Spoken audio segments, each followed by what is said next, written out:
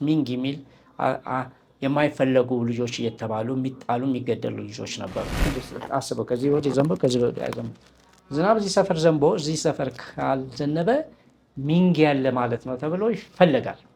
የደበቀች እናትን ብትሆን ተጠንቶ ነጥቀው ከእናቱ ነጥቀው ገደል ይጥሉታል ወይም ይገሉታል፣ በድንጋይ ይወገራል። ሌላኛው መብቀል ሲገባ የታችኛው ከበቀለ በእነሱ አንደርስታንዲንግ ይሄ ሰይጣን ተገልጦበት ነው የሚሉትና ገለው ይጥሉታል።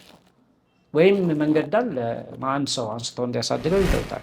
ወንድ ሴትን መድፈር አይችልም፣ ማስገደድ አይችልም። መራጯ ሴት ነች።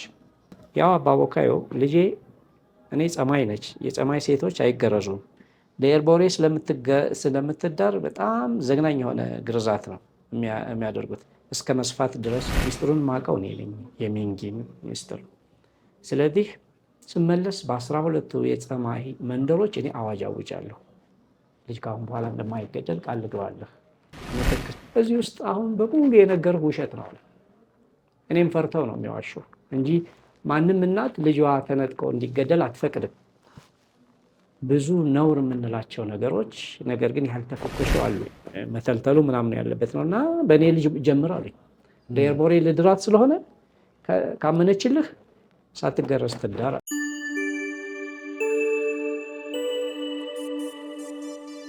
ሰላም ለእናንተ ይሁን፣ ሰላማችሁ ይብዛ።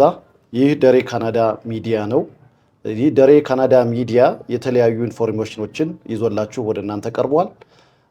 ዴይሊ ኒውስ የዕለታዊ ዜናዎችን እንደዚሁም ደግሞ የተለያዩ ኢንተርቪዎችን ወደ እናንተ ይዘንላችሁ ቀርበናል። ስለዚህ የተለያየ ኢንተርቪው ልትደረጉ የምትፈልጉ ሰዎች እታች ካለው ስልክ ቁጥር ኢንፎርሜሽን ኮንታክት ማድረግ ትችላላችሁ። ስለዚህ የእናንተን ማንኛውንም አይነት ወደ ደሬ ሚዲያ ይዛችሁ መቅረብ የምትፈልጉትን ነገር በዚህ ስልክ ቁጥር ይዛችሁ እንድትመጡ አበረታታችኋለሁ። ከዚህ በመቀጠል ደግሞ እንግዳ አለኝ። ይሄ እንግዳ የተለያየ ኢንፎርሜሽኖችን ወደ እናንተ ይዞርላችሁ ይቀርባል። ከሄት ተነስቶ ሄት እንደደረሰ በመሃል ደግሞ ምን እንደደረሰበት ለህዝባችን የሚሆን ጠቃሚ የሆነ ምክሮችን ወደ እናንተ ይዘንላችሁ ይቀርባለን። የዛሬ እንግዳችን ዶክተር አበበ። ስለዚህ ወደ ዶክተር አበበ ሄዳለሁ። ዶክተር አበበ እንኳን ወደ ደሬ ካናዳ ሚዲያ በሰላም መጣ። እንዴት ነህ? ደሬ እኔም አመሰግናለሁኝ ወደ ሚዲያ ስለጋበዝከኝ፣ ትልቅ መታደል ነው። ስላወኩም አመሰግናለሁ። ቴንኪው። እንኳን በሰላም መጣ። እንኳን በሰላም ቆየኸኝ። እንግዲህ ከተዋወቅን ትንሽ ቆየን እና ከአንተ ጋር ከተገናኘን በኋላ ያንተ ታሪክ በጣም ኢንትረስትድ እንደሆነ አየሁ። ካወራን በኋላ ለህዝባችን የሚጠቅም ነገር እንዳለ በጣም ተረዳሁ እና ይሄ ነገር ደግሞ አንተ ላይ ብቻ ይዞ ይህንን ታሪክ ይዘህ መቀመጡ ጥሩ አይደለም። ያው በብዙ ግፊት ነው ሚዲያ መቅረብ አትፈልግም እንዳወራኸኝ፣ ግን ዛሬ ደግሞ ወደዚህ ሚዲያ በመቅረብ በጣም ደስተኛ ነኝ። ምክንያቱም የሚጠቅም ነገር ከላይፍ ውስጥም ካሳለፍከ ነገር ውስጥም ስላለ እና ፈቃደኛ ሆነ ስለመጣህ በጣም ወደ ደሬ ካናዳ ሚዲያ ስለመጣ በጣም ነው የማመሰግነው። እስኪ ራስህን ብታስተዋውቀን፣ ማን ነው ዶክተር አበበ ማን ነው የሚለውን ብታስተዋውቀን። እሺ ደሬ አመሰግናለሁ። ወደ ሚዲያ መቅረብ ቢያስባለኝ ነገር አስተዳደጋችንም እንደ ካልቸራችን እንደ ባህላችን እንዳደግንበት አካባቢ ይለያልና ብዙ ጊዜ ድምፅህን ዝቅ አንገትን ደፋ አድርገህ የምታድግ ከሆነ መታየትም ብዙም አትፈልገውም። ደግሞ አሁን ያለው የሚዲያ ካልቸር ብዙ ጊዜ ሴሌብሪቲዎች ላይ ነው ትኩረት የሚያደርገው እና ብዙ ጊዜ የምስጠየቅ የሬዲዮ ሚዲያ ይሻለኛል ከቴሌቪዥን ሚዲያ ይልቅ አልፎ አልፎ ብቅ እላለሁ በአስተዳደግ ምክንያት እንጂ የመታየት ነገር ሳልፈልግ የቀረሁት ዝም ብዬ አይደለም። ግን ይጠቅማል የምትለው ነገር ከኔ ውስጥ ስላገኘ በጣም ደስ ብሎኛል። የሚጠቅመውን ነገር ደግሞ የሚሰማው ሰው ነው የሚያውቀው። ያለኝን ለማካፈል ፈቃደኛ ነኝ። እስቲ ራስህን አስተዋውቀን፣ ከትውልድህ ከአስተዳደግህ ጀምሮ። ስሜ እንደተናገርከው አበበ ነው። አበበ አሰፋ አባተ በሚል በፎርማል ወይም ደግሞ በመታወቂያ ስም እታወቃለሁ። የሰፈሬ ልጆች ብጠይቃቸው ግን የሚያውቁኝ አበበ ኃይሉ ተፈራ በሚል ስም ነው የሚያውቁኝ። ሁለት ስም አለኝ። ይህ ሊሆን የቻለው ልጅነቴ አስተዳደጌም ሁለት የተቀላቀለ ቤተሰብ መሀል አብረን ስላደግን የአክስቴ ልጆች ጋር አንድ ግቢ ስላደግን በልጅነቴ የአክስቴ ባል በስማቸው አስመዝግበው ትምህርት ቤት ስለወሰዱኝ ያው ስም ተለምዶ በዛው የመታወቂያ ስም የሆነው ቀርቷል። ብዙም ቅሬታ የለኝም። አብሮኝ ያደጉ የአክስቴ ልጆችም እንደ ወንድሜ ነው የምቆጥራቸው። እንግዲህ ያደግኩት ተወልጄ ያደግኩት ወሎ ውስጥ ነው፣ ደሴ ከተማ። በብዛት ማንነቴ የተቀረጸው ደሴ ውስጥ ነው።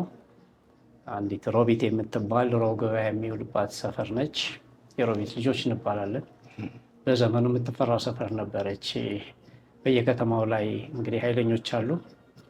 እዛ ከተማ ውስጥ ደግሞ ኃይለኛ ልጆች የሚባሉበት ሰፈር ውስጥ ነው ያደግኩት እና ኃይለኝነቱም ከሌላ እንግዲህ በማህበራዊ ሳይንስ የማህበራዊ ኑሮ ጠንቅ የምንለው ይሄ ተደባዳቢነትን፣ ኪስ አውላቂነቱን፣ ሌላውንም በለው እሱን ሁሉ ያካተተ ስለነበር ያንን ባህሪ እንዳንካፈል በአጥር ግቢ ውስጥ ተከልለን በጣም የሚቆጣጠር ቤተሰብ ነው ያሳደገን።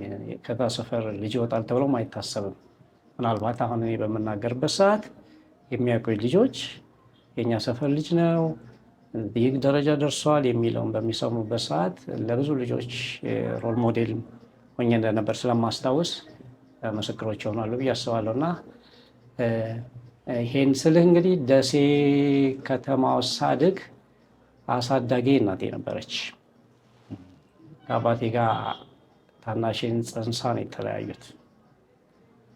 እኛን ስታሳድግ ወደ ሌላም ትዳር አልሄደችም። አባታችንም ደግሞ ስለተለየችው ወደ ሌላ ትዳር አልሄደም። በህይወት ከዚህ ዓለም እስኪለይ ድረስ ብቸኛ ነበር። እሷም አሁን ድረስ አለች በህይወት፣ ወደ ሌላ ትዳርም አልሄደችም። እኛም በማሳደግ ነው ዘመኗን የጨረሰችው። በመታደል ሁለት ታላላቅ እህቶች ነበሩኝ። አያቴም ነበረች። በአራት ሴቶች እጅ ነው ያደግኩት ማለት ነው። በባህላችን የሴት ልጅ የሚባል ነገር አለ፣ ምናልባት ልታውቀው ትችላለህ። እና ከግርፋት ከሌላ የቁጥጥር የማሳደግ ልጅ ስታሳድግ ከምታደርጋቸው ይልቅ እናታችን ትለን የነበረው በልጅነት የሴት ልጅ እንዳታስብሉኝ ትለን ነበር። የሴት ልጅ የሚለው ስቲግማ ያለው ወይም ደግሞ የማይወደድ ሌቤሊንግ ስለነበረ እኛም ተጠንቅቀን ደስ እንዲላት ፍላጎቷን አሟልተን ያደግነው ልጆቿ። ብዛታችን አልተናገርኩም። ከሌላ አባት የተወለደች ታላቅ እህት ነበረችን። ከኛ አባት ደግሞ የተወለድን 3 ነን። የኔ ታላቅ እህትና የኔ ታናሽ ወንድም። በመሀል ላይ ከታላቅ እህቴ የተወለደ ደግሞ እህቴ ልጅ ሲጨመር አሁን እሱም ካናዳ ነው የሚኖረው። ጠቅለል ብለን ይህን ያክል ቁጥር ያለን ልጆች ነበርን በቤት ውስጥ። እንግዲህ እስቲ ላቋርጥህና አምስት ሆነን ነው በአንድ ቤት ውስጥ ያደግነው። ላቋርጥና ዶክተር እዚህ ጋር በጣም አሁን ስትናገር በጣም የሆነ ስትሮንግ የሆነ ቃል ተናገርክ እዚህ ላይ በጣም ተች አደረገኝ ስትናገር የሴት ልጅ የሚለው እና በዚህ በእኛ በኢትዮጵያውያን አንድ ማህበረሰብ ውስጥ አንድ ልጅ ከእናቱ ስታሳድገው እና የሴት ልጅ የሚባል የተለመደ ነገር ነው እና እናትና አባትህ ከተለያይተው ሁለቱም ሳያገቡ ነው የኖሩት። እናትህ ያሳደጉ ይቅርታና የሴት ልጅ የሚለውን ነገር ስናገር የሴት ልጅ እየተባልክ ማደጉ አንተ ላይ ተጽዕኖ አላመጣም ወይ? ቤተሰቦች፣ ወንድሞች፣ እህቶች ላይ ተጽዕኖ አላመጣም ወይ? በአካባቢው እንደ ስድብም እዚህ ሀገር የሴት ልጅ የሚባል ነገር አለ። እንደው ስለሱ እስኪ እንደዚህም ተብለው የሚኖሩ ሰዎችም ይኖራሉ እና ስለዚህ እስኪ በዚህ ማብረን እንድትናገር ፈልጌ ነው። ስላቋርጦ ይቅርታ። ትክክል ነው። ነገሩም ማስጠንቀቂያውም ወይም ደግሞ በእናታችን በኩል ይመጣ የነበረው ይሄ ሀሳብ በጣም በአካባቢው ጎልቶ የሚታይ የሴት ልጅ ከሆንክ አሁን ድረስ በቅርብ ጊዜ ጥናት ለማጥናት ወደ ጎንደር ሄጄ ነበርና እነዚህ ባላቸው የሞተባቸው ወይም ደግሞ ፈት ሆነው ብቻቸውን ቤተሰብ የሚያስተዳድሩ ሴቶች አሁን በባህላችን ውስጥ ለብዙ ጥቃት የተጋለጡ ናቸው።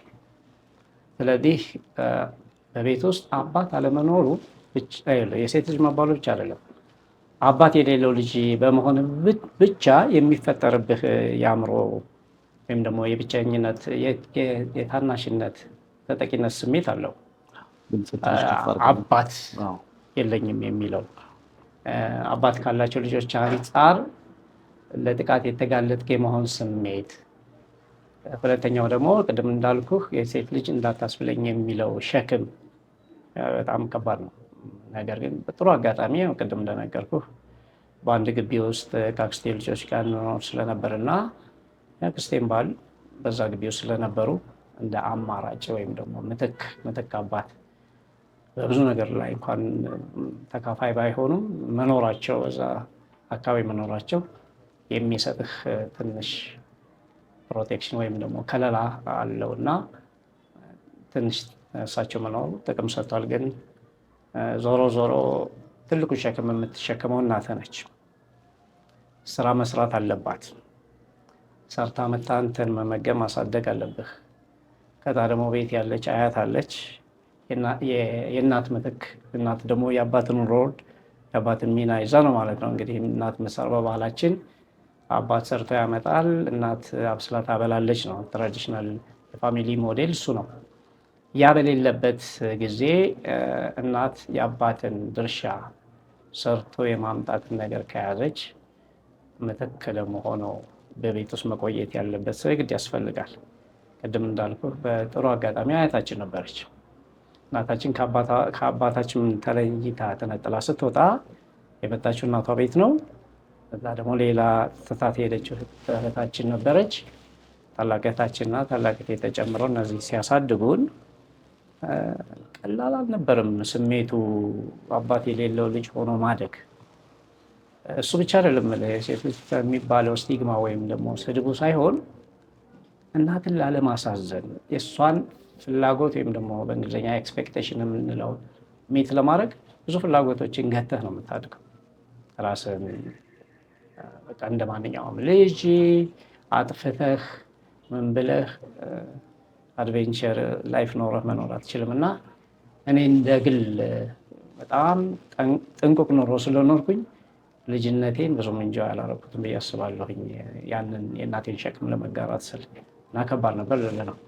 አይ በጣም ብዙ እንመለስበታለን። ይሄ የሴት ልጅ የሚለው ነገር ላይ እንመለስበታለን እና የትምህርት ደረጃህን አሁን ያለህበት የትምህርት ደረጃን ብትነግረን እንዴት እንደመጣ እናወራለን። ግን አሁን ያለ ፖዚሽን ምንድን ነው? የት ነው የምትሰራው?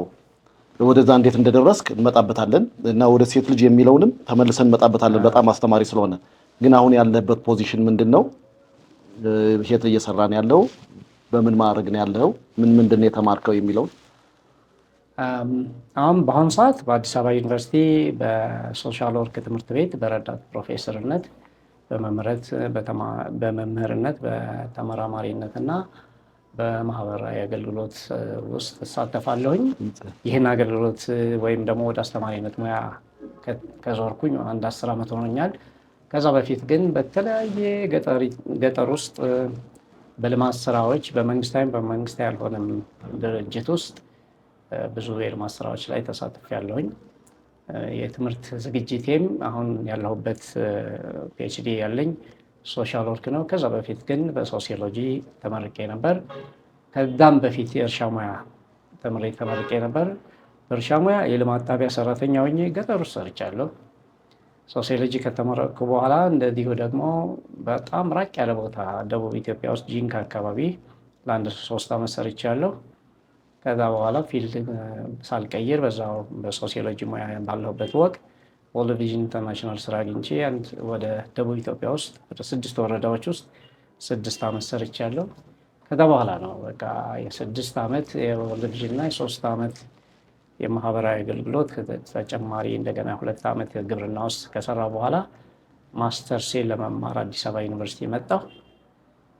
ማስተርሴን በመማርበት ሰዓት በአብዛኛው ፊልድ ላይ የሰራቸው የነበሩ ስራዎች ጋር ትምህርቱ ይገናኝ ስለነበር ለእኔ በጣም ቀላል ነበር እና እይታ ውስጥ ገባሁኝ። አስተማሪዎች እይታ ውስጥ ገባሁ። የመጀመሪያው ሶሻል ወርክ ፕሮግራም የማስተርስ ፕሮግራም ከ30 ዓመት በኋላ ሶሻል ወርክ ሲከፈት ከነበሩ ግሩፕ ስለነበርኩ ከሚያስተምሩኝ ፕሮፌሰሮች መካከል ከአሜሪካን ሀገር ይመጡ ነበሩና እነሱ እይታ ውስጥ ስለገባሁ እንድማር ጎተጎቱኝ።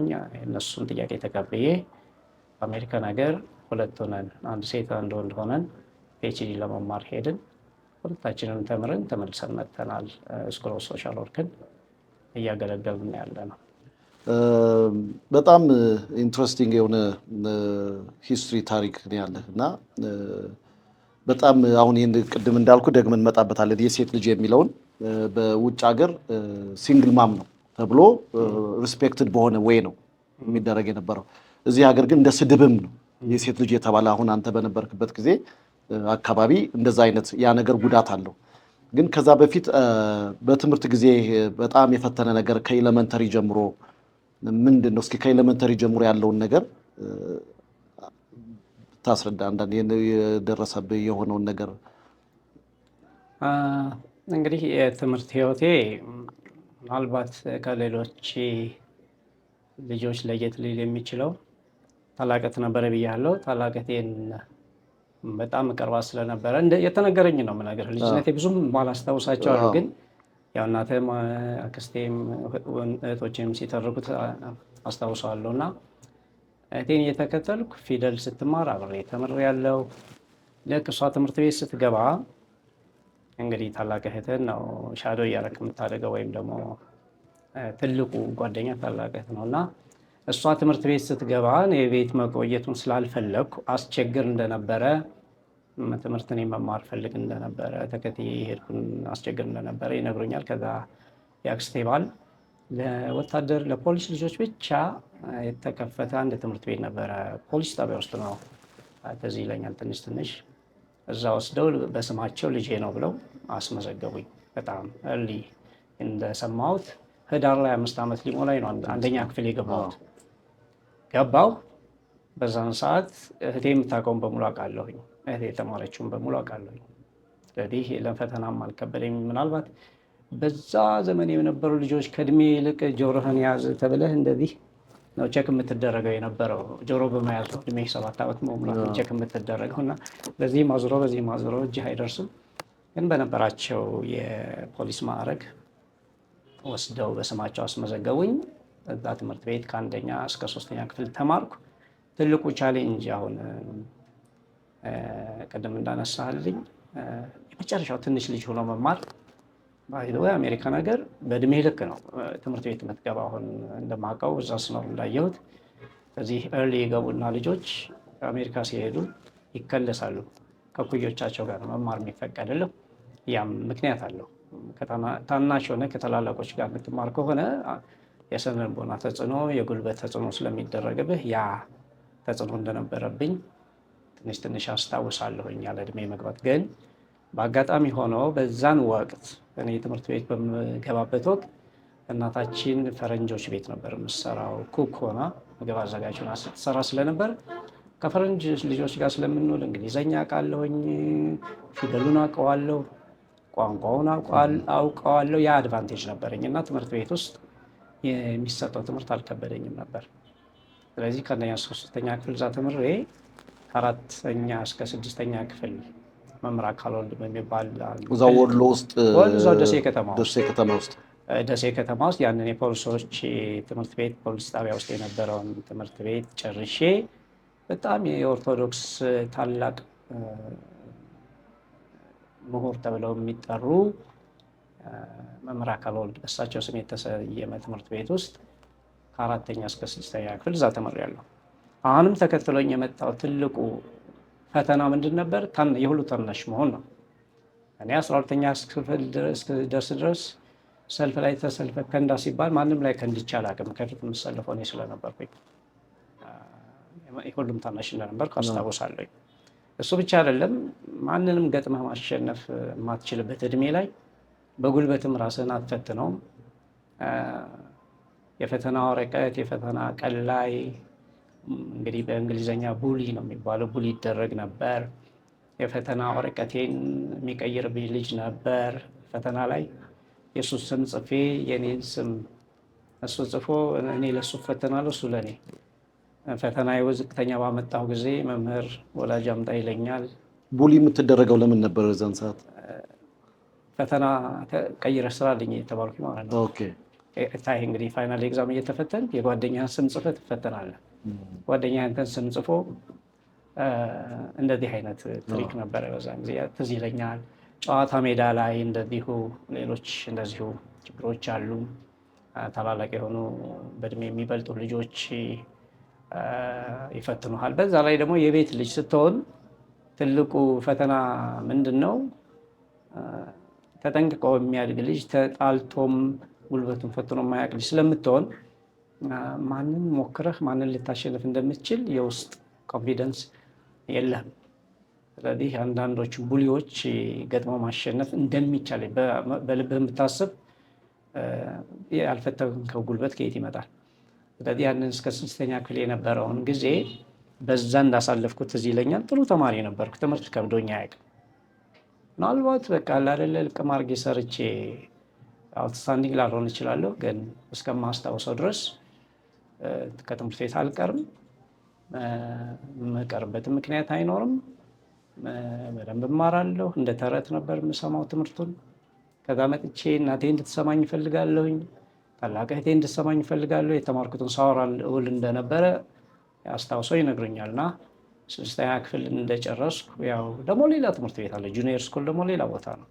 በእኛ ጊዜ ቅዳሜ ገበያ ይባል ነበር እና 7 እና 8 እዛ ገባሁኝ።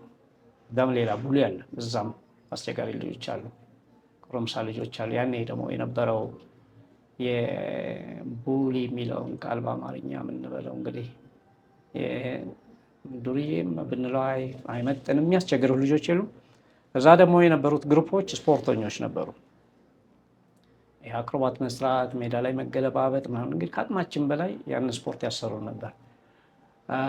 አንድ ቀን ግን እንዲህ በጣም ከሚያስቸግረኝ ልጅ ጋር ተፋጥጬ በድብድብ እየተገባበዝን ያለን የሰፈሬ ሴት ልጅ እድሜ ከኔ በለጥ ተመተል የ7ኛ ክፍል የ8ኛ የነበረች ሴት ልጅ ወንድ ልጅን ስትመክትልኝ አየሁኝ። በቃ በሰፈር ልጅነት ቅድም እንደነገርኩ እንግዲህ አንድ ሰፈር ተወልደህ ለመማር ከተማውን ነው ስትዞር የምትውለው።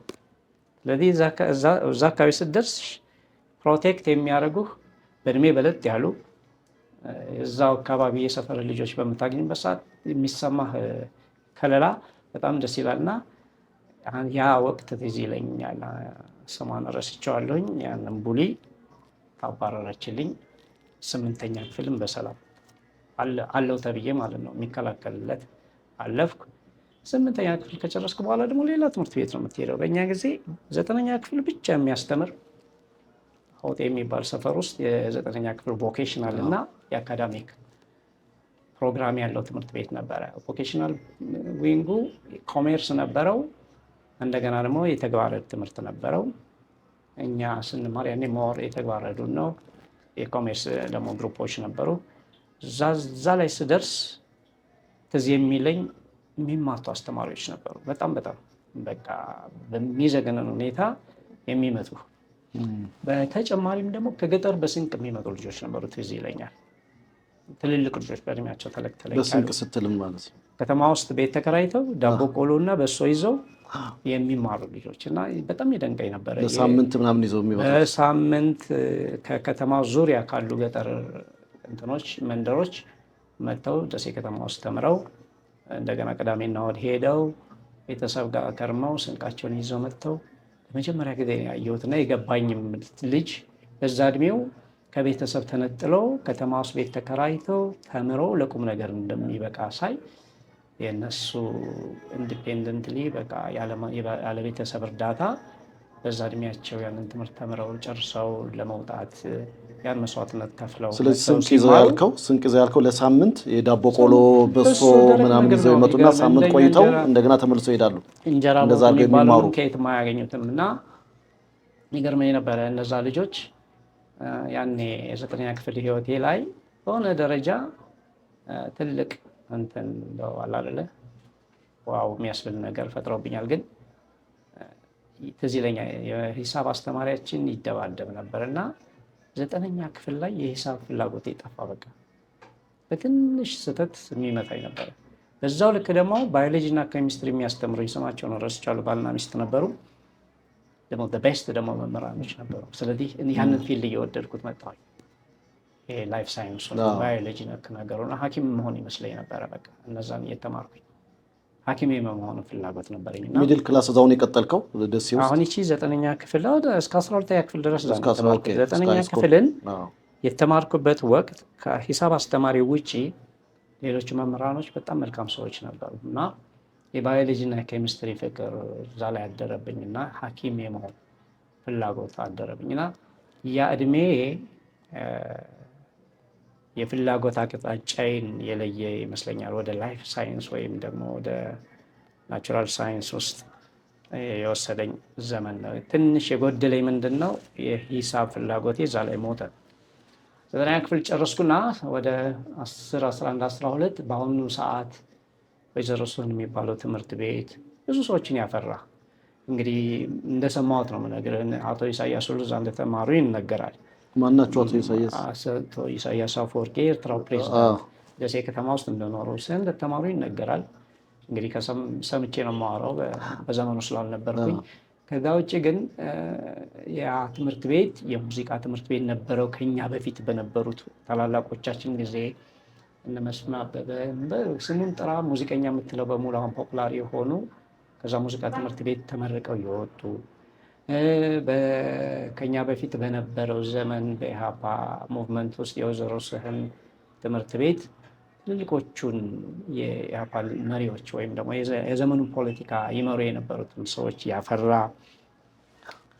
ትምህርት ቤት ነው። ታዋቂ በኢትዮጵያ ውስጥ ታዋቂ የነበረ ሃይስኩል ነበረ። ወይዘሮ ስህን ይባላል። ግን እኛ ስንመጣ የደርግ ዘመን በቃ ጠላቶችን በሙሉ ጠራርጎ የሚገለውን ገሎ የተረጋጋበት ዘመን ስለነበር ስሙም የካቲት 66 በሚል ስያሜ ተሰይሞ ያ የቮኬሽናል ነገሩ ጠፍቶ ብዙ ነገሩ ኮስም ነው የተማርነው። ለምን ኮሰመነ የሚለውን ነገር ስናነሳ ያኔ ልጅ ሆኜ ባይገባኝም ቆይቼ የገባኝ ምንድን ነው በዚህ በነበረው የፖለቲካ ፍትጊያ ምርጥ የተባሉት መምህራኖች ተገለዋል ወይም ደግሞ ካድሬ ሆነዋል።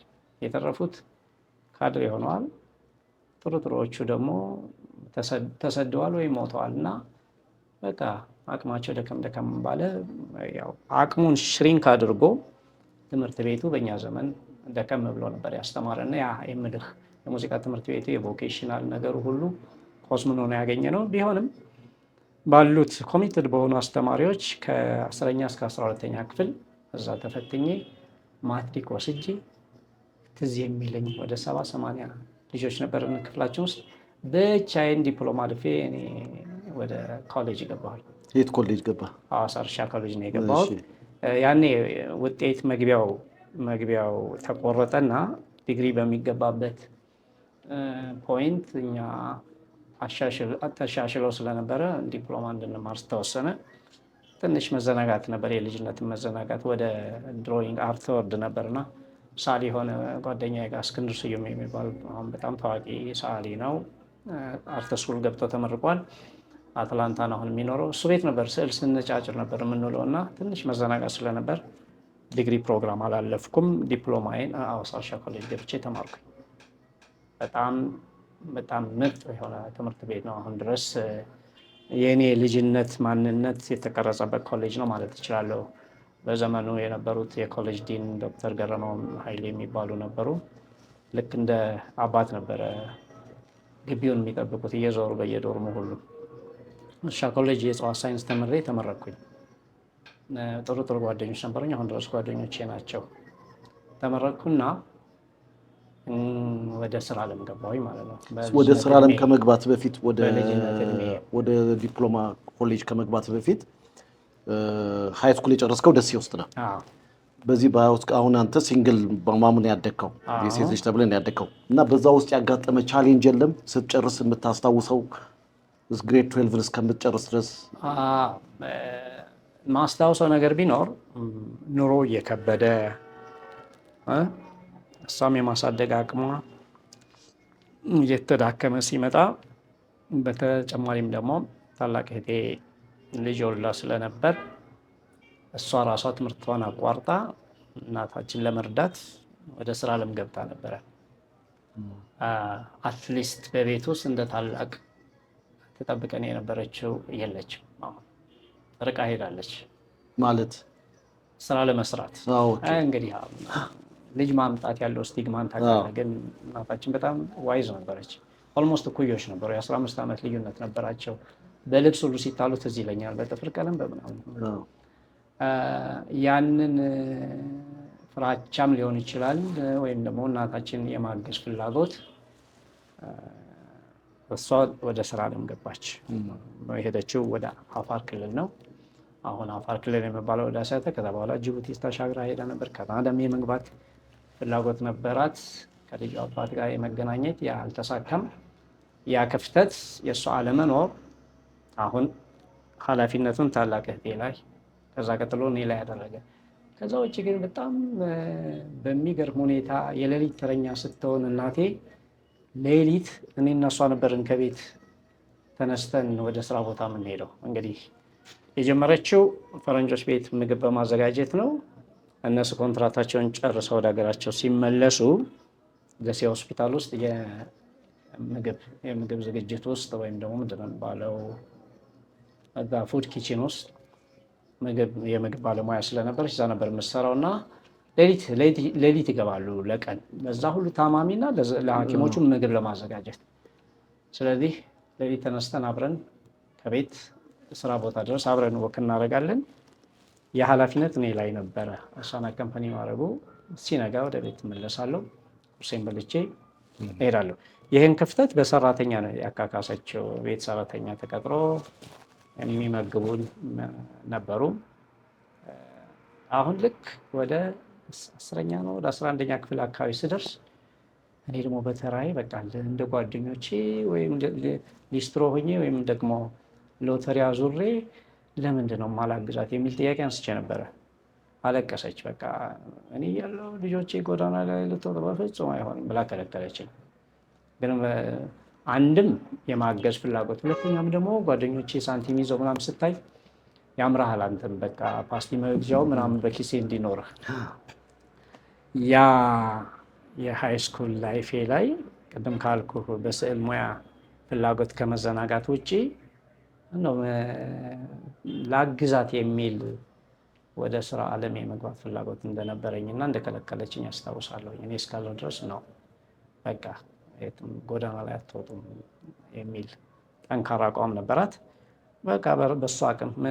ከዛ ውጭ ግን አንድ ያልነገርኩ ነገር ቢኖር የሴት ልጅ ከሚለው ውጭ በመጠን መኖር፣ በልክ መኖር፣ በሷ ስታንዳርድ ይሄ ነው አቅሜ፣ ከዚህ ውጭ ማሰብ አይቻልም። በቃ አይደለ ይሄንን ለማሟላት ወደ ሌላ ፍላጎት ጎረቤት ሄዶ እንጀራ መብላት ምናምን ማለት እኛ ቤት አይፈቀድም ነበር። ኮሌጅ ገብቼ ኮሌጅ ምግብ እስክበላ ድረስ ከእናቴ እንጀራ ውጭ በልቼ አላውቅም። በቃ ክልክል ነው እኛ ቤት። ምንድነው ያኔ ድሮ ገበናን ለሌላ መግለጥ ነውር ነው። እንዳሁኑ እርዳታ ፍለጋ እኔም ደሃ ነኝ ተብሎ መሰለፍ ያኔ አልተለመደም። በቃ ኮራ ብለህ በልክ ትኖራለህ። ከዛ ውጭ ግን የማስታውሰው ከእሷ ነገሮች ውስጥ ድሃ ታመጣለች፣ መንገደኛ ታመጣለች፣ አሮጊቶች ታመጣለች፣ ህፃናት ታመጣለች። እንደው ማንም እየሰበሰብሽ እያመጣች ስንላት ለእናንተ ብዬ ነው፣ ከኔ ተነጥላችሁ በምትሄዱበት ጊዜ ለእናንተም እንደዚሁ እግዚአብሔር በምትሄዱበት ቦታ ሳያዘጋጅላቸዋል ትለን ነበርና ትምህርት ቤት በር ላይ ይሄ አሁን ስህን የተባለው ትምህርት ቤት በር ላይ የሚቀመጡ መነኩሴ የነበሩ በእንጀራ አዘጋጅታ አድርስ ትለኝ ነበር። የሚገርመኝ የጎረምሳ ነኝ ያኔ። ያንን ወስዶ ለለማኝ መስጠት ለእኔ ያሳፍረኝ ነበር። ለምን እንደማፈር እንግዲህ የእድሜ ጉዳይ ነው፣ እግዚአብሔር ያውቀው። ዘመዴ ልክ ለማኛው ዘመዴ የሆኑ ያክል ይቆጥሩብኛል ጓደኞቼ የሚል ፍራቻና እንደዚህ አይነት በጣም ካላትም የገንዘብ አቅም ባሻገር በጣም ጀነረስ ነበረች። በቃ መስጠት ባላት ልክ መስጠት ፍላጎቷ በጣም ትልቅ ነበርና ልግስናንም ከእሷ ተምረናል። እንዳለችውም ደግሞ በሄድኩበት ቦታ ሁሉ እኔም የእናት ምትክ አግኝቻለሁ። ያ ቻሌንጅ ስለነበር አስታውሳለሁ። የእናት ምትክ ስትል ማንን አገኘ? እንግዲህ ያው ቅድም ኮሌጅ ተመርቄ ወጣሁ አልኩህ አይደለ? ልክ ኮሌጅ ተመርቄ ስወጣ ግብርና ተመደብን። ከግብርና ደግሞ በየአውራጃው መደበን። ከዛ በኋላ ጉራጌ ሀገር ክስታን የጉራጌ በቡታጅራ መስመር ላይ ቡኢ የምትባል ሶዶ ነው ወረዳው ስሙ። ቡይ የምትባል ከተማ ውስጥ የግብርና ቢሮ እዛ ተመድበን ሄድን። እነሱ ደግሞ ልማት ጣቢያ የሚባል አለ መደቡኝ። ኬላ የሚባል ከከተማዋ 7 ኪሎ ሜትር ራቅ የሚል ከተማ ላይ ተመደብኩኝ።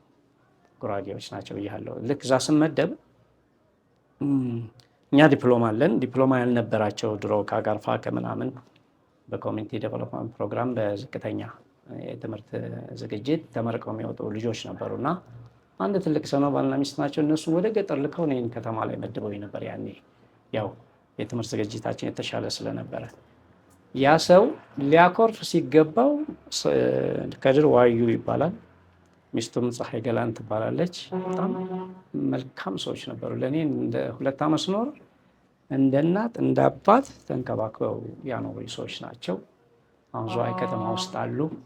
አሁን ድረስ እንገናኛለን። ቢገርምህ 2 ዓመት ስራ ሰርቼ ወደ ዲግሪ ፕሮግራም ለመማር የድሮ ፕራይቬት ትፈተናለህ ቦታጅራ ሄጄ ከጓደኞቼ ጋር ማትሪክ ተፈትኜ ጥሩ ግሬድ አምጥቼ 3.6 አምጥቼ ወደ አዲስ አበባ ዩኒቨርሲቲ ልመለስ ፕላን ሳደርግ ከድር እኔ ላስተምር ሄለኝ ነበረ።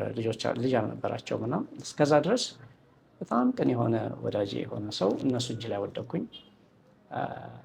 በቃ የእናት ምትክ የአባት ምትክ የእናት ምትክ ሆነው በጣም ተንከባክበውኝ እዚህ እስካሁን ድረስ ወዳጅነታችን ሳይጠፋ አለንና በእርግጥም ደግሞ እንግዲህ ቅድም እንደነገርኩ ከዚህም ውጭ እስከ ዛሬ ድረስ ለእኔ የሚሆኑ ሰዎች እግዚአብሔር አላሳጣኝም እና ይሄ አንድ ትልቅ እነዚህ በስራ በሄድክበት ጊዜ ያገኛቸው ሰዎች ናቸው። አሁን እንግዲህ በዲፕሎማ ተመርቄ የሄድኩበት ቦታ ላይ ከድርና ባለቤቱ ፀሐይ የእናቴ ምትክ ነበሩ። ትንሽ ነበርኩ። እንዲያውም አሁን ጠፋብኝ እንጂ ጉራጌኛ ጓደኞችም ነበሩኝ። ቤታቸው የወሰዱ እርጎ ወተት የሚያጠጡኝ ምናምንና እኔ ቤት ተሰብስበው ይውላሉ። እንደ ከተማው ባህል የከተማው ወጣቶች ናቸው። ማድረግ የሚፈልጉትን ነገር በሙሉ እኔ ቤት መጥተው ጫታቸውንም ምናቸውንም ይዘው ሲጫወቱ ይውላሉ። ነገር ግን በእኔ ቫልዩ እኔ ልቀበለው በሚችለው ልክ ነበረ ጓደኞቼ ከኔ ጋር የሚውሉት። ምናልባት ብዙ ጊዜ እንዴት ተጽዕኖ ውስጥ አልገባህም ይሉኛል እና በሚገርም ሁኔታ ይሄ ቻይልድሁድ ፎርሜሽን ሌቭል ላይ አእምሮ ውስጥ ፕሪንትድ የሆነ ወይም ደግሞ እናቴና የአካባቢው ማህበረሰብ እዛ ግቢ የነበሩት አክስቴም ባል አክስቴም ጭምር የሰጡኝ የህይወት እሴት ቫሊዩ እኔ አላነቃነቃኝም፣ ወደ ሌላም እንዲሄድ አልፈቀደልኝም እና እንዲያውም ጓደኞቼም በእድሜን ታናሻቸው ሆኜ በእኔ ልክ ነበር የሚኖሩት እና ወቅቱ ቢገርምህ ደግሞ ያ ወቅት ኤች.አይ.ቪ ሰውን ጥርቅ አድርጎ የሚገልበት ወቅት ነበረ። አንዲት ስህተት በቂ ነበረች። ስለዚህ ብዙ ልጅ ሰብስቤ አትርፌያለሁ ማለት እችላለሁ። አሁን ድረስ በህይወት ያሉት ከሰርክሌ ውጭ የነበሩት ግን በህይወት የሌሉም ብዙዎች ልጅ ወልደውም ትዳር መስርተውም የተለዩን ደግሞ አሉ።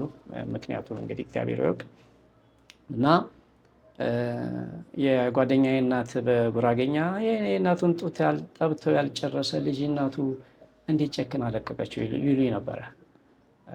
በእድሜ ትንሽም ስለነበርኩኝ እዛም ቦታ ላይ ከዛ ውጭ ግብርናም መስክ ሄጄ ገበሬዎች ጋር ይሄ ሳይንቲፊክ የሆነውን ወይም ደግሞ ሳይንሳዊ የሆነውን የግብርና ዘዴ ለማስተማር ሲሄድ የገበሬ ልጅ እንኳን አይደለሁም። እንደው አለ አይደለ እንዲቀበሉኝ የሚያደርግ በእድሜም ትልቅ አይደለሁም። ሳይንሱን ለማስተማር የነበረው ቻለንጅ ከባድ ነበረ። እንግዲህ በፈረስ በበቅሎ ላይ ተቀምጠህ ገበሬ ማህበሩን ዞረህ ነው የምትመጣው። እንዳሁኑ አንድ ቀበሌ ውስጥ 5-6 ነው ያለሁኝ እኔ ያኔ ይሄን የምለው 9 ቀበሌ ነበር። ከዛ ውጭ ደግሞ በአገልግሎት የህብረት ስራ ማህበር የታቀፈ ደግሞ 17 ቀበሌ በእኔ ስር ነበር።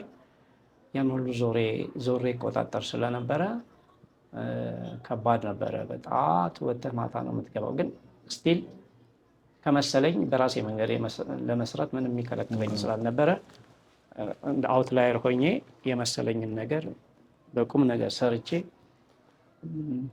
ወደ ባችለር ለመማር ወጥቼ ከስንት ዓመት በኋላ ከ13 ዓመት በኋላ በዛ መንገድ ሳልፍ ከ13 ዓመት በፊት እኔ የለጠፍኩትን ናሙና ቻርት አገኘሁት እዛ ቢሮ ውስጥ።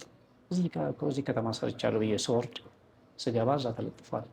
እና የነበረውን ለማጣቢያ ሰራተኛ ጠየቅኩት፣ ይሄ ማን ያዘጋጅ? ድሮ ነው አሉ ምናምን አንድ እንደዚህ ትንሽ ልጅ ነበረ እሱ ያዘጋጀው ነው ምናምን ብለው ይነግሩኝ ነበር። ጓደኞቼንም አገኘው እነሱም ጋር ተጨዋወትን። ከዛ በኋላ ደግሞ በድጋሚ ደግሞ ቪዥን ቀጥሮኝ ደግሞ ተመልሼ እዛ ሰፈር ሄድኩ። ቢገርምህ ያላዩት ሀገር አይናፍቅም ይባላልና የሰራሁባቸው ቦታዎች በሙሉ ትዝ ይሉኛል። ገጠሩ፣ ጫካው ምናምን ሁሉ። እንግዲህ ዋናው ፖይንት የእናት ምትክ ያልከው ስለሆነ በዛ ከተማ ላይ የነበሩት እነዚህ ሁለት አሁን ዲፕሎማ ከተመረቀስ ወደ ስራ ገባ። አሁን ያልከኝ አካባቢዎች ሄደህ ስራን ሰራህ። እንደዚህ ለአንተ ታሪክ ያላቸውን ሰዎች አብረው ከጎንህ ምትክ የሆኑ ሰዎችን አገኘህ። ከዛም በኋላ ወደ ዩኒቨርሲቲ ዲግሪ እንዴት ነው ተመልሼ መጣሁኝ? ምንድን ነው የሆነው?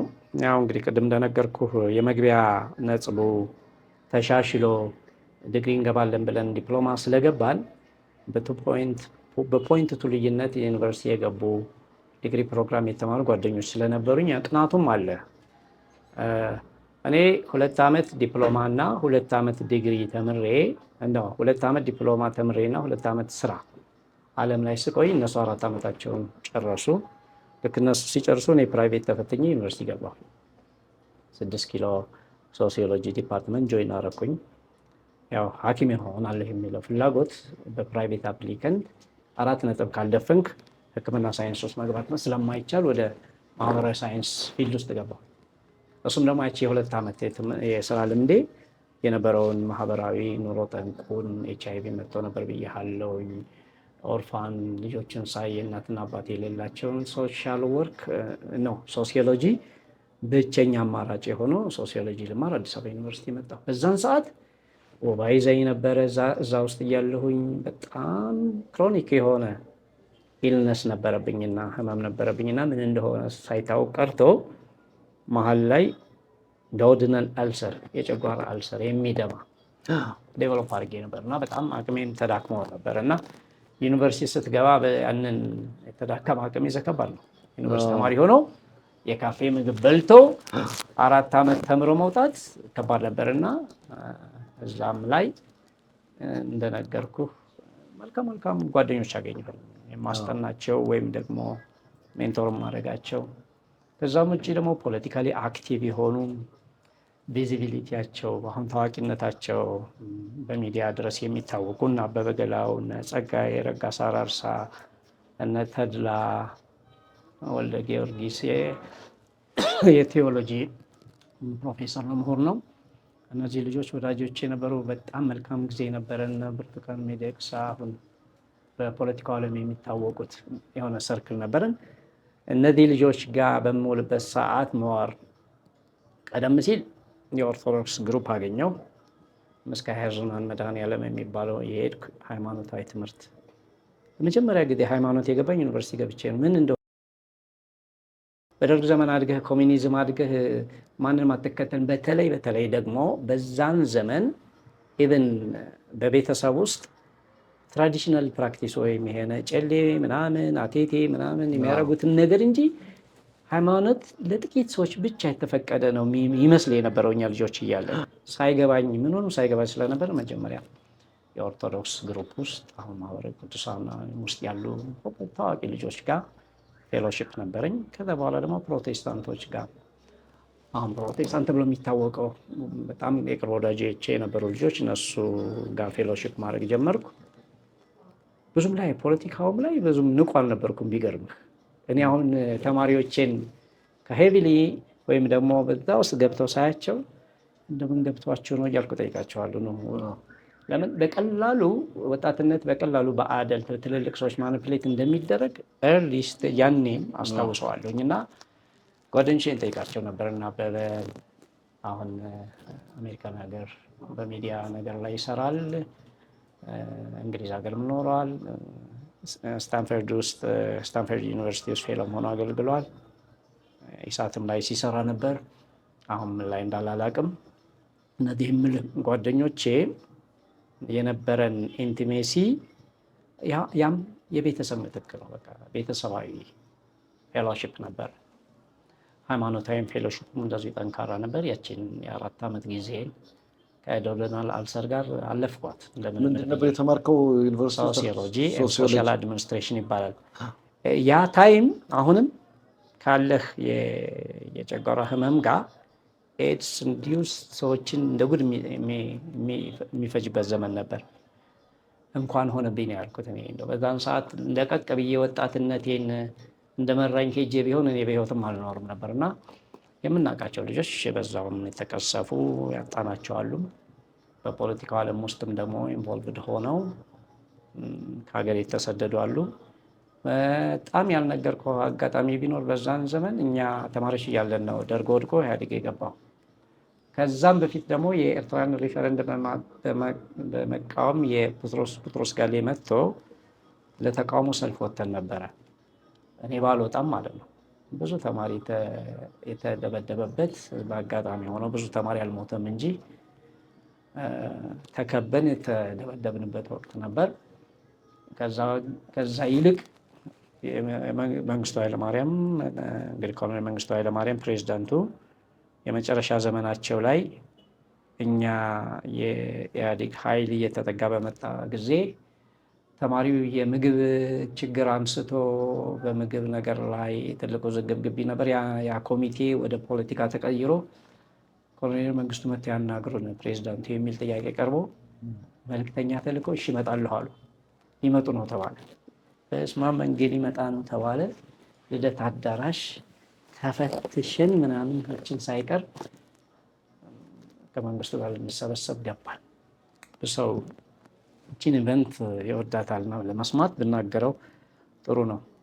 እኔ እውነቱ ልንገርህ የፖለቲካ ጥያቄ ኖሮኝ አይደለም ያን የገባሁት መንገድ ለማየት ነው። ስብሰባው አዳራሽ ልደት አዳራሽ ውስጥ ገባን። እኛ ቀድመን መጣ። የተጠየቀው ለምንድን ነበር ብላችሁ የጠየቃችሁ? እኛ በቃ ኢህአዴግ ከመግባቱ በፊት አንድ መላ ፈልግ በቃ እና ተቃዋሚዎችን ማሳት መጨረሻው ታይም ላይ ነው ማለት ነው ልናናግረው እንፈልጋለን ብለን ማለት ነው። ስለዚህ ምሁራን የተሰበሰባችሁት? አረ ተማሪ ነን። የተማሪ ጥያቄ ነው እምልህ። እነዚህ ታዋቂ የሆኑ የፖለቲካውን የሚመሩት የነበሩት እነ ጋሻው ካሴ፣ እነ ተስፋዬ የሚባል ሎው ስኩል የነበረ እና አበበ ምናምን ነበሩ። አበበም ቢሆን በእድሜ ትልቅ ልጅ ሆኖ አይደለም። ከአዲስ አበባ ከተማ ውስጥ በአራም ስለማይቃወመኝ ነው። መነን ይማራል። እዚህ መነን አካባቢ ነው። ብሪቲሽ ካውንስል ደርስ የዚች አካባቢ የሚንቀሳቀስ ልጅ ነው። ግን የፖለቲካ ብስለቱ ላቅ ያለ ነበር እና መንጌ መጣ። ጥያቄ ቀረበለት። ይሄ ነገር ወዴት እየሄደ ነው ያለውና በኢትዮጵያ ፖለቲካ በወያኔ እጅ ላይ ከመውደቁ በፊት የተቃዋሚዎችህን አሳትፈህ አገር አድን የሚል ጥያቄ ቀረበለት። ረጅም ጊዜ ወስዶ ሁሉንም ፖለቲካ ፓርቲዎች አማራጭ የሆኑትን ኃይሎች በሙሉ ኮንኖ የማይረቡ መሆናቸውን አስረድቶ ጨረሰ እና እንግዲህ ይህንን ካለ በኋላ መሀል ላይ ልጆች ጠይቁት ነበረና እርሶስ ቢሆን አለው አንዱ እጁን አነሳና አጠገቡ ያሉትን ሰዎች ምን ያክል ያምኗቸዋል አለው። ሲለው እንግዲህ የአንዳንዶችን ማድረጋቸውን በመቀስ ጌጣቸው በሳንጃ ወግተናቸዋል አለ። ያን ቃል ዛሬ ነው የተናገሩት ኮሎኔል መንግስቱ። ኦኬ። እና ደግሞ ደግሞ እንግዲህ ቤት ተዋን ገባበት ተብሎ አይቃጠል አለ። ማላታይን ይረጭበታል ይሉታል ልጆች። ይህን ሆኖ መጨረሻ ላይ የራሱን አናሊሲስ ሰራና እኔ የምለው እዚህ እኮ ሰላ ድንጋይ ሰሜን ሸዋ እኮ ደርሰዋል እኮ ሰራዊታችን እኮ ገደል ውስጥ ነው ስንቅ እያቀበል የምናዋጋው። ወያኔ በዚህ ደረጃ ተደራጅታ እዚህ ስትደርስ እናንተ የጠራችሁኝ ለሰላማዊ ሰልፍ ነው ወይስ ትዘምታላችሁ? እንዘምታለን የሚል ድምፅ አስተጋባ። በጣም ደነገጥን። የሆነው መልሶ ብሎ ጥሎን ሄደ። በማግስቱ ነው በስንተኛው ቀን መልማይ ኮሚቴ መጣ። እንዘምታለን ብለናል። ሜዲካል ኤግዛም ተወሰደ። ምን ሊያደርገን ነው ስንል በቃ ትዘምታላችሁ ተብሎ ፊት አንፊት ተብሎ ብላቴ ተማሪ ክተት ተብሎ ተጭኖ ተወሰደ። እዚህ ይለኛል ሐሙስ ቀን ነበር የ6 ኪሎ ተማሪዎች ተጭነን የምንሄደው። ሐሙስ ዕለት ስንቅ ይዤ ምናምን ከወንድሜ ጋር መጥቼ አየንና እንደነገርኩህ የጨጓራ አልሰር አለብኝ። ምንም አቅም የለኝም። ከ4 ኪሎ 6 ኪሎ እንኳን ወክ ማድረግ አልችልም። የሚደማ ጨጓራ ነበረኝና ዛሬ ቅርብና ቅዳሜ ከ4 ኪሎዎች ጋር ትሄዳለህ ተባብለን ቀረ ቅዳሜ እና ሐሙስ ዕለት ቀረ። ሐሙስ ዕለት ቀርቼ ዓርብ ዕለት ወደ 4 ኪሎ ወክ እያደረኩ ስሄድ የደሴ ልጅ ነች፣ ወዳጅ የሆነች ተማሪ እንዲሁ ፊት ነሽ ብለዋት ሊልኳት ብለው ቀርታ ዓርብ ዕለት ድጋሜ ቼክ ስትደረግ አንቺን ማን ይወስዳል አስማቲክ ነበረች አንፊት ሲሏት አብይ አንፊት እኮ አሉኝ ምናምን አለች። የት? እዚህ ቴዎሎጂ ኮሌጅ ግቢ ውስጥ ምርመራ እያደረጉ ነው ይሄ የቀሩትን ልጆች ሄዳለች። ሲሄድ የነበረው ሐኪም አየኝ ብዙ ፊቴም ተረጣቶ ሲያይ ምናምን አይ ህመም ችግር አለብኝ የጨጓራ በሽታ አለብኝ ይሄው ወረቀቴ ምናምን ስለው አይ አንተ እንኳን አትሄድም አንፊት ብሎ ደግሞ ጽፎ ለቀቀኝ። ስለዚህ ፊትም ላይ አንፊትም ላይ መስቴ ነበር። ከዛ ቀረሁ ቅዳሜም ሳልሄድ ቀረሁ። ጓደኞቻችን ብላቴ ከተቱ ሰልጥነው ሳይጨርሱ አዲስ አበባ በቁጥጥር ስር ገባች። ያኔኛ ያልሄድነው ልጆች ግቢ ውስጥ ነበርን። ከጎጃም ከባህር ዳር ከምናምን ካሉ ዩኒቨርሲቲዎችም ተሰደው የመጡ ልጆች ግቢ ውስጥ ነበሩ። መጣች ወያኔ ደረሰች አዲስ አበባ ታጠቅ ተባለ። ጓዛችን ጠቅልለን ወደ ዘመድ ቤት ስንሯሯጥ ትዝ ይለኛል ግቢ ልወጣ ስል የያዝኳትን ፒጃማ ዘበኛ ይዛ አትወጣም ብሎ ከለከለኝ። መውጫ አለህ ይለዋል ልብስ ይዘህ ስትወጣና አንዲት ካፌ ውስጥ የምታገኝ ሴት ኧረ ልቀቀው ወያኔ አዲስ አበባ ደርሶ አንተ ልብስ ትጠይቃለህ ብላ አስወጣችኝ። ወጥቼ 6 ኪሎ በራችን ላይ እስከ ስቴዲየም ድረስ ታክሲ ትይዝና ከስቴዲየም ደግሞ ወደ ጠመንጃዥ አካባቢ ነበረ ሰፈሬ የአጎቴ ቤት። ወደዛ ለመሄድ የ6 ኪሎን ታክሲ ይዤ ሲሄድ እስጢፋኖስ ጋር የነበረ የሌኒን ሐውልት ይቀጠቀጣል ይፈርሳል ምናምን መንግስቱ ሄዶ ማለት ነው። መንግስቱ ሄዶ ያቺ የአንድ ሳምንት ትራንዚሽን ፔሪየድ የተረክቦት የነበረው ስሙ ተረሳኝ። የሌኒን ሐውልትን በክሬን በምናምን እያፈረሱ አየሁ። ስቴዲየም ደረሱ። ስቴዲየም ደርሼ ከስቴዲየም ደግሞ ይሄ ወደ ላንች አካባቢ ያለው ታክሲ ይዤ እስከሄድ ድረስ የአራተኛ ክፍለ ጦር የሚባለው ሰፈር አለ አይደል? እሱ ተይዞ በቃ ቀውጢ ሆኖ ማናልፍ ነበር የሚመስለን። ለቤት ስደርስ የአጎቴ ሚስት ጮሁብኝ። ምን ልትሰራ ቤት እያለ ምናምን ገባን። ይህም እንግዲህ ግንቦት ሃያ በማግስቱ ገቡ። እኛ እናያቸዋለን እኮ በእግራቸው የደርግ ወታደር ይመስሉሃል። ያኔ የመከላከያ ወታደር ይመስላል እንጂ ተቀላቅለው እየገቡ ነበርና ይሄ ሆነ። ግንቦት 27 አሁን ጎተራ ላይ የተሰራው ኮንዶሚኒየም የተሰራበት ሰፈር የመከላከያ የጠመንጃ ዴፖ ነበረ። ተቃጠለ። እሱ ፈነዳ እንደ ጉድ። በቃ እሳቱ የሚዘገነን እሳት ነው፣ ሰማይ ድረስ የሚመጣ። ከዛ የተተኮሰ ጥይት ሁሉ ሰፈር እየሄደ ይመታ ነበርና የእሳት ነደደ። ወያኔ ነው ሻቢያ ነው ይሉሃል። ሰፈሩ እንዳለ ነደደ። ግንቦት 27 እኛም ትምህርት ቤትም ተዘጋ። ጓደኞቻችን አንድ ዙር በአውሮፕላን መጥተው ነበረ። ብዙዎቹ ወታደሮች የሚያሰለጥኗቸው ወታደሮች እንደ ከለር አድርገው ሊወስዳቸው በመጣ አውቶቡስ ይዟቸው ወደ ኬንያ ተሻገሩ። ኬንያ የገቡ ልጆች አሉ።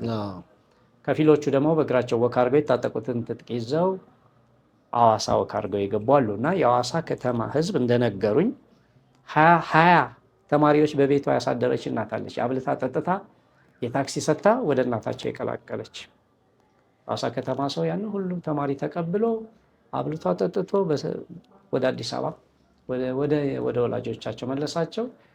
እንግዲህ እስኪረጋጋ ድረስ ትምህርት ተቋረጠ። እንደገና ደግሞ የኢህአዴግ መንግስት ትምህርት ቤቱን እስኪከፍተው ድረስ ወደ ቤቴ መመለስ ነበረብኝ። ደሴ ሄጄ ከራረምኩ። ተመልሶ ተከፈተ። ከተከፈተ በኋላ ደግሞ ያልኩህን የተቃውሞ ሰልፍ ምንም እረፍት ያልነበረበት ወቅት ነበረ። አንዴ በሪፈረንደም አንዴ በምኑ እየበጠበጥን እንደምንም ብለን ተመርቀን ወጣን። ከተመርቀን ከወጣን በኋላ እንግዲህ ስራ ፍለጋው ደግሞ ሌላ ቻሌንጅ ነበር።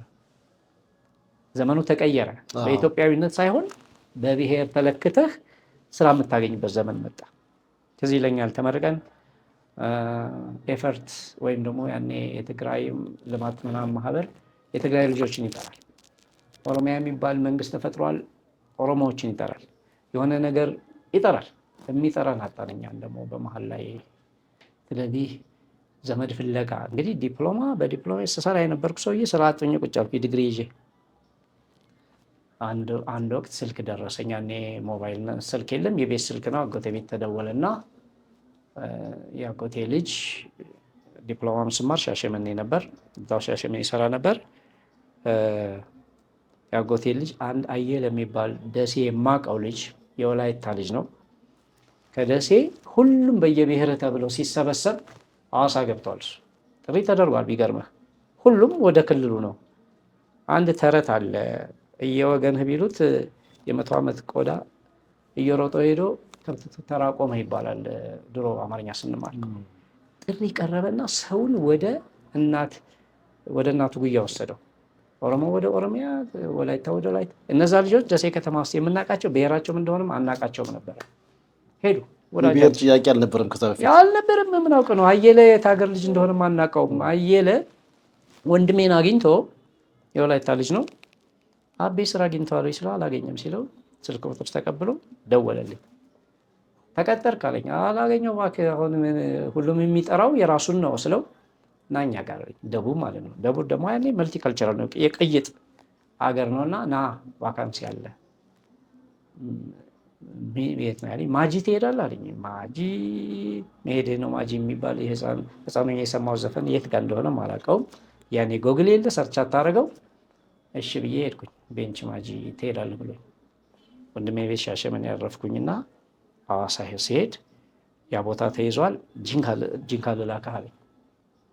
ጂንካ እሱ ሊልከኝ ፎርም ሞልቼ ጨርሼ የሆሳና ልጅ ብርሃኑ ፈለቀ የሚባል ወዳጄ እሱም ስራ ፍለጋ ሐዋሳ ሄዶ ለዛች ቫካንሲ ይጠይቀዋል። የክልል ልጅ ነው እሱ፣ መብቱ ነው። ከየት ነው የመጣኸው? ከሆሳና። አይ ይህንን ስራ ለሌላ ልጅ ልሰጠው ነበር፣ አንተ ክልልህ ይቀጥረሃል፣ ለምን አተውለትም ይለዋል። ማን ነው? አበበ ወዳጄ ነው፣ ስጠው ብሎ ልጁም ወዳጄ ነበር፣ ተወልኝ። ለጂንካ ተቀጥሬ ፕሮሰሱ አልቆ አርባ ምንጭ ድረስ በአውቶቡስ ሄጄ ከአርባ ምንጭ ጂንካ በአውሮፕላን ነው የሚካሄደው። 17 ሰው ምጭን የሸራ ወንበር ያላት አውሮፕላን ነበረች። ለመጀመሪያ ጊዜ በአውሮፕላን ተሳፍሬ ጂንካ ገባሁ።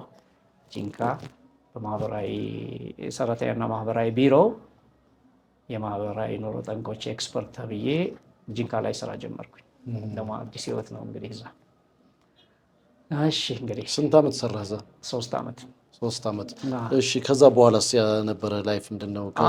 ወዴት ሄድክ? ምን አደረግክ? ጂንካ መሄድ ቀላል ነገር አይደለም። ቅድም እንዳልኩ የህይወት ተሞክሮ ከሰፈር ሳትወጣ ከእናት እጅ ሳትወጣ ማደግ የሶሻል ስኪልህን ይገድበዋል።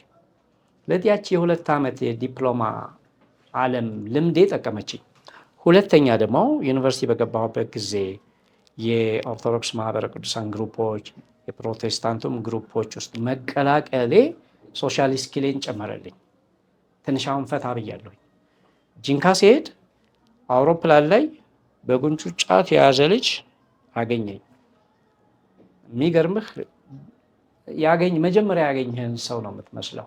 ግን በአጋጣሚ እያወራን ስንሄድ ፕሮቴስታንት ነኝ ሃይማኖተኛ ስለው እንትና የሚባል ታውቃለህ? እንትና የሚባል አረን ማናቸውንም አላውቃቸውም ስለው እንደዚህ የት ቤተክርስቲያን አባል ነህ? ሙሉ ወንጌል ስለው ቤተክርስቲያናቸው እዛ ጋር ነው ምናምን አለና ወረድን። አልጋ ሲዞኝ የት እንደሚሄድ ሁሉ ጠቁሞኝ።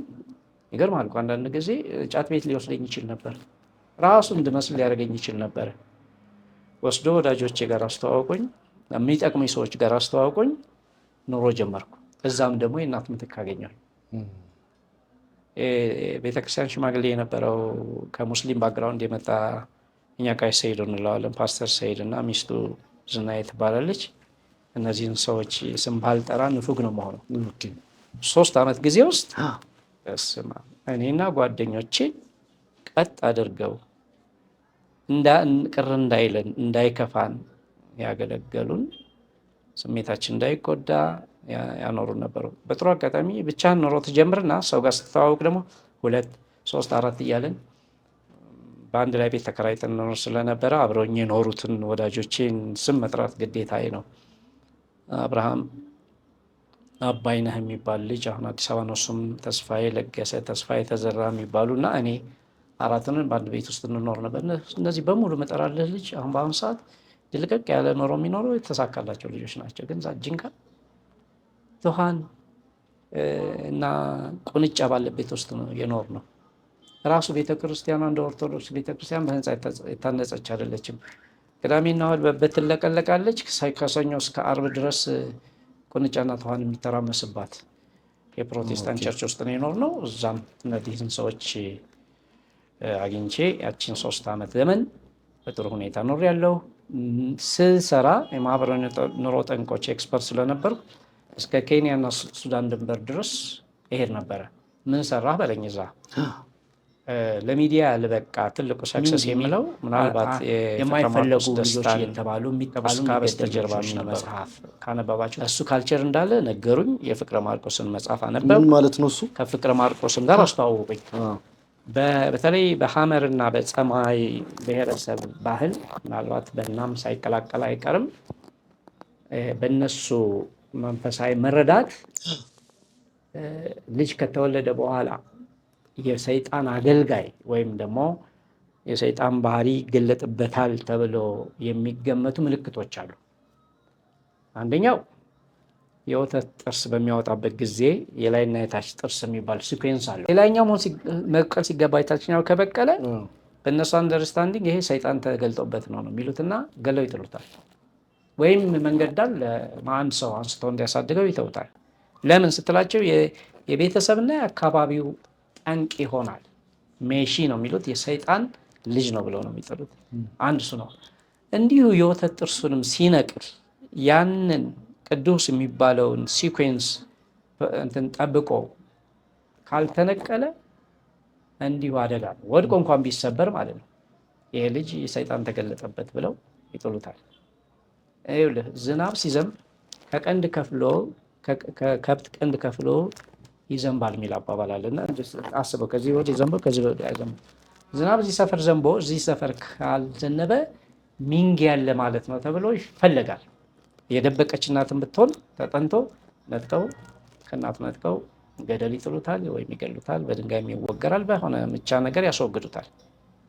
እንግዲህ በጥርስ 2 ሲኩዌንስ በል።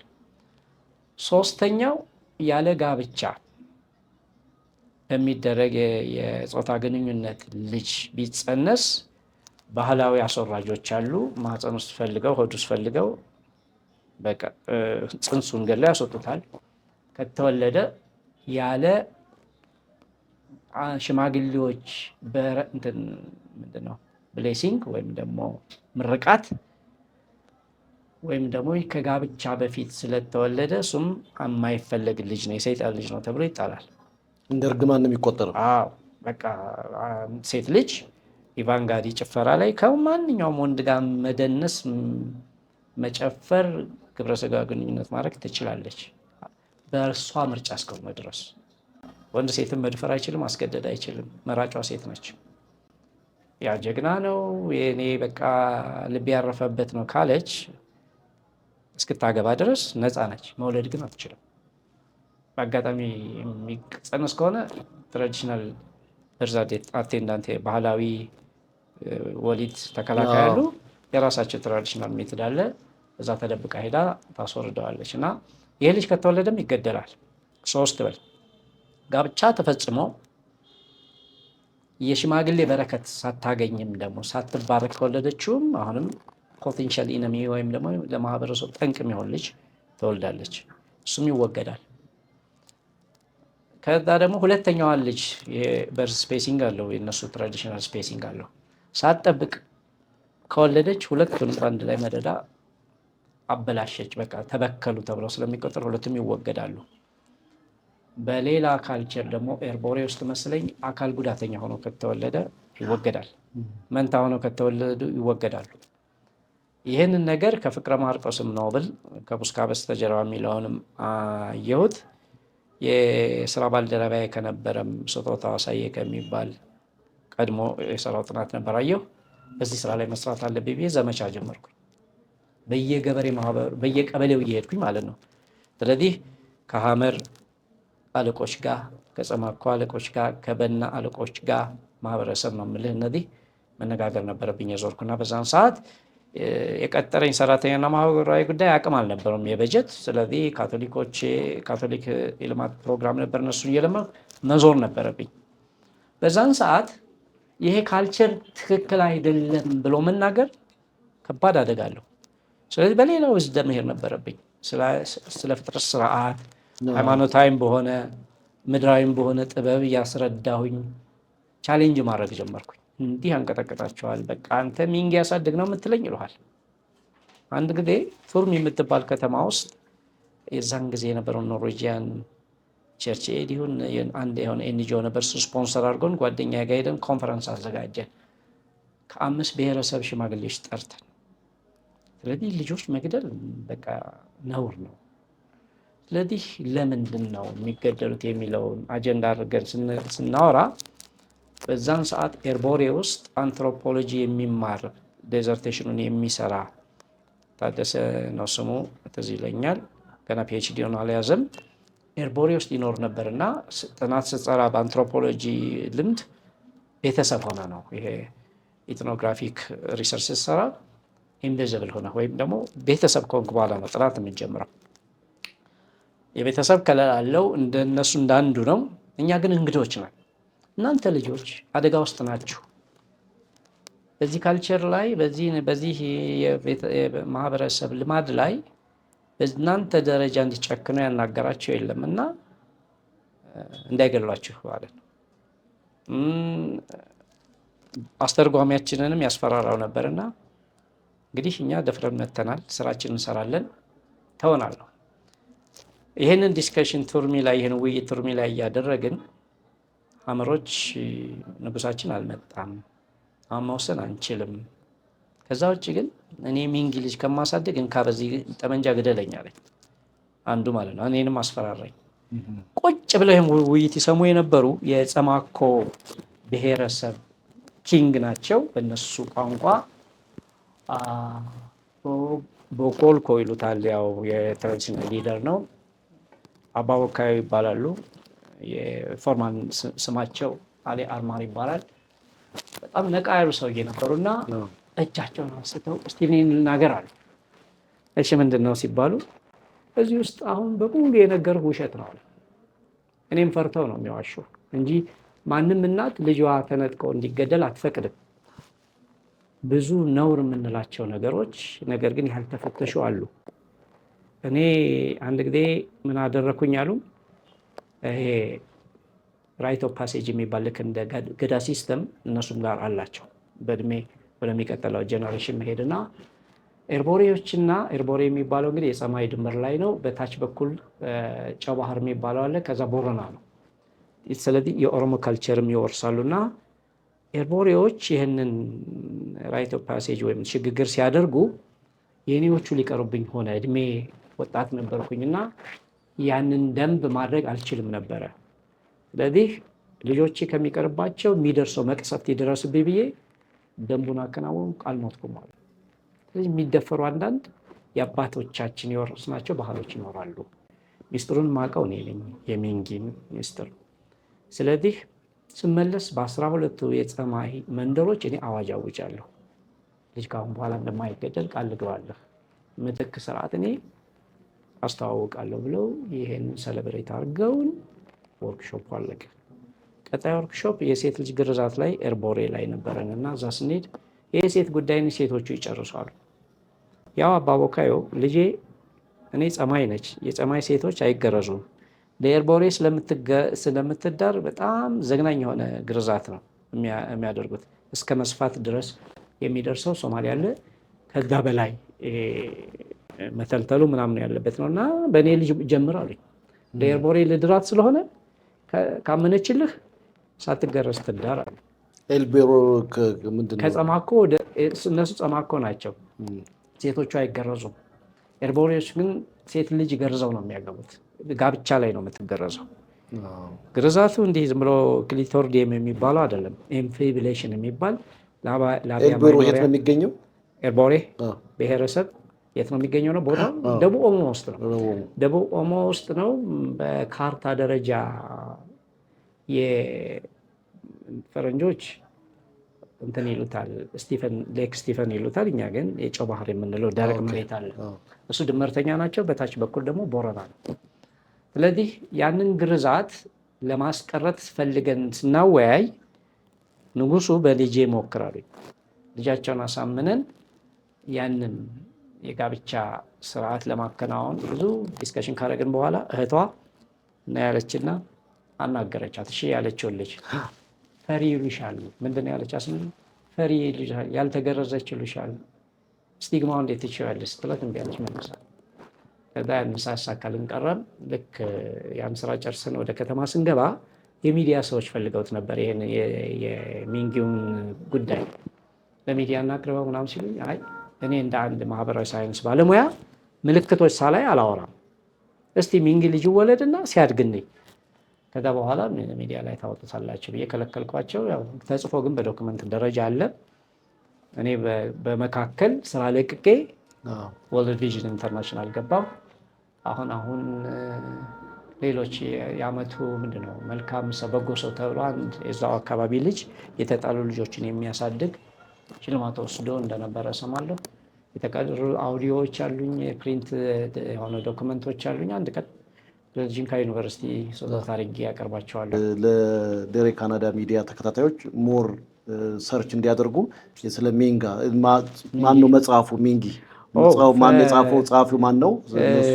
ሞር ፍቅረ ማርቆስ ደስታ ነው ጸሐፊው። የኬሚስትሪ መምህር ነበረ በወቅቱ። ግን ፍላጎቱ ሞር ኢትኖግራፊክ ኖቨል የብሔረሰብ ተኮር የሆነ ሪያሊስቲክ የሆነ ኖቨሎች የመጽሐፍ ድርሰቶች የመጽሐፍ ፍላጎት ነበረውና ብዙ ጊዜውን የክረምት ጊዜውን ከተማሪዎች ጋር ገጠር እየሄደ ነበር የሚያሳልፈው። ሀመሮች ጋር በተለይ ወደ 5-6 መጽሐፍ ጽፏል። ከብስቱካ በስተጀርባ፣ ኢቫንጋዲ እና የዘርሲዎች ፍቅር የሚል እነዚህ ትሪሎጂ ይባላሉ። እነዚህን በእንግሊዘኛ the land of the yellow bull ብሎ ተርጉሟቸው ለእንግሊዘኛ አንባቢዎችም ገበያ ላይ ውሏል። ከዛ በኋላ አቻም የሚል መጽሐፍና የንስራይን የሚል መጽሐፍ እንደነበረው አስታውሳለሁ። አሁን አሜሪካን ሀገር ነው መሰለኝ የሚኖረው። ሸገር ሚዲያ ላይ አንድ ጊዜ ሰምቼዋለሁ።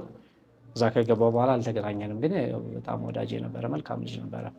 ትራቭል ኤጀንሲም ነበረው ቦብ ትራቭል የሚባልና የእሱም መጽሐፍ ቢያነቡ አትሊስት በእንግሊዝኛ አንባቢዎች ዘ ላንድ ኦፍ ዘ የሎ ቡል የሚለውን 3 መጽሐፍ በአንድ ላይ የያዘ ከብስቱካ በስተጀርባ ኢቫንጋዲና የዘርሲዎች ፍቅር የሚለውን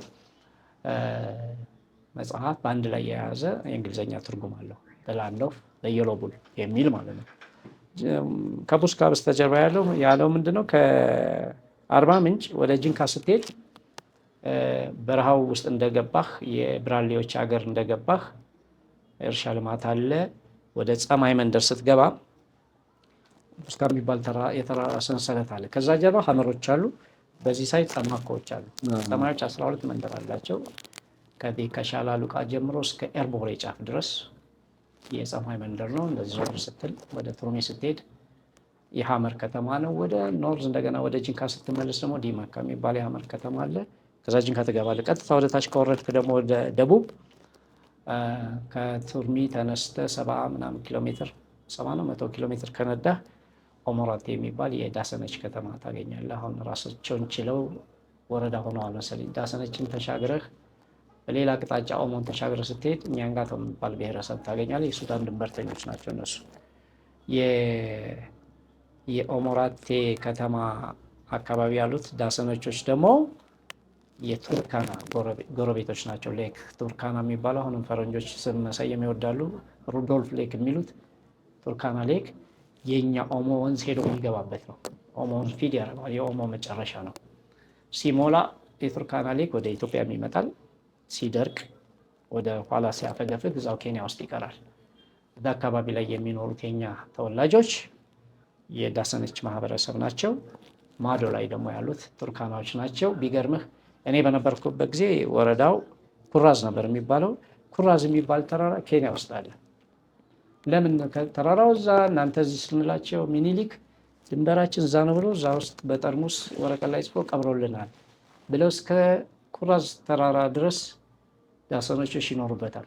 ሶሻሊ የዳሰነች መንደር ሆኖ ፖለቲካሊ ግን የቦርደር ዲማርኬሽኑ ታየዋለህ። እዛ ላይ ቦርደር ስትሆኑ የኬንያ ድንበር እንደሆነ ይናገራል። እነሱ ግን ያው ሀገራችን ነው ብለው ይኖሩበታል።